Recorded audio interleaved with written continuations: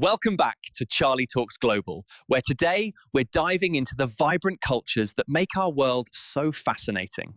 Okay, so the conversation around AI and jobs, well, it's pretty intense, right?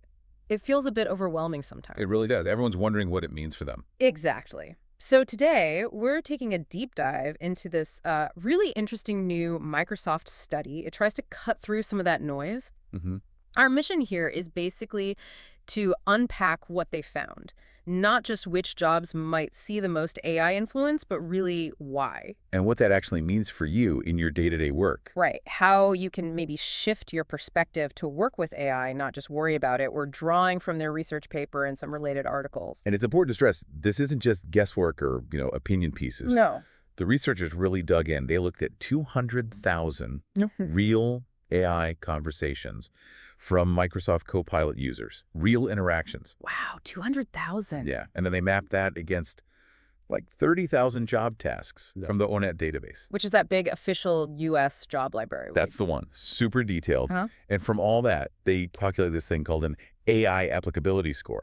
It's based on 3 dimensions. First, AI coverage, basically. What percentage of a job's tasks AI can handle. Mm-hmm. Second, its success rate, how well it actually does those tasks. Makes sense. And third, the impact scope, kind of how much difference that AI help makes to the job overall.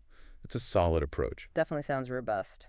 Okay, so the big question then. Which jobs did they find are most, well, susceptible to AI's influence? We hear a lot about manual jobs, but the study kind of flips that, doesn't it? It really does. It points more towards brain-intensive and talk-intensive roles. Like what? Can you give us some examples? It feels a bit counterintuitive.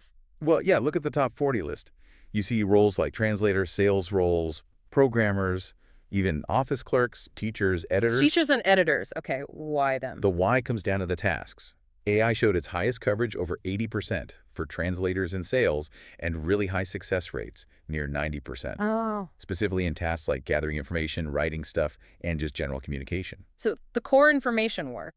Exactly. Mhm. In these chats they analyzed, the AI was often acting like a consultant or a teacher explaining something or, a content writer drafting text. Like a super smart assistant for the digital parts of the job. Precisely. An assistant that just focuses on the information side of things. Okay, that's one side. What about the jobs that AI isn't touching much, at least right now? The study mentioned physical labor. That's right. That's the other side of the coin. We're talking nursing assistants, dishwashers, truck drivers, roofers, Yeah. even excavator operators. So my job here, talking into a mic, might theoretically have a higher AI score than someone operating heavy machinery. That's interesting. It is. And the reason is clear in the data. Take the excavator operator. The AI might have a high success rate if you asked it about standardized operating procedures, perhaps. Okay. But the actual coverage of their daily tasks by AI, it's almost zero. Because there's very little interaction with digital tools in the core physical work itself right now. Got it. So it really boils down to the type of task information versus physical more than how complex the job seems on the surface. That seems to be the key finding, yeah. Which brings up something I know a lot of people wonder about. Does having a higher salary or an advanced degree offer some kind of protection? What did the research find there? Yeah, that's a really common assumption, isn't it? Mhm. And the study looked right at it. Yeah. They found a very weak link between those AI applicability scores and average salaries. Very weak. So AI doesn't really care about your paycheck. Seems not. And similarly with education. Okay, jobs needing a bachelor's degree or higher did score a bit higher on AI applicability, Mhm. maybe 5%, 8% more. A little bit, but not huge. Exactly. Not a massive difference. Yeah. It wasn't some absolute shield. The core finding really holds. AI's applicability hinges on whether your job is mostly about handling information tasks. Right. Doesn't matter if those tasks pay a lot or require a PhD. It's about the nature of the work. That's what the data suggests. Okay, so putting this all together, what's the big takeaway? Is AI coming to replace us all, or is the picture more nuanced? Well, the lead author, Karen Tomlinson, emphasizes something crucial. AI supports a lot of tasks, especially that research, writing, communication stuff we talked about. Supports, not replaces. Right. The study doesn't really show AI fully completing entire professions.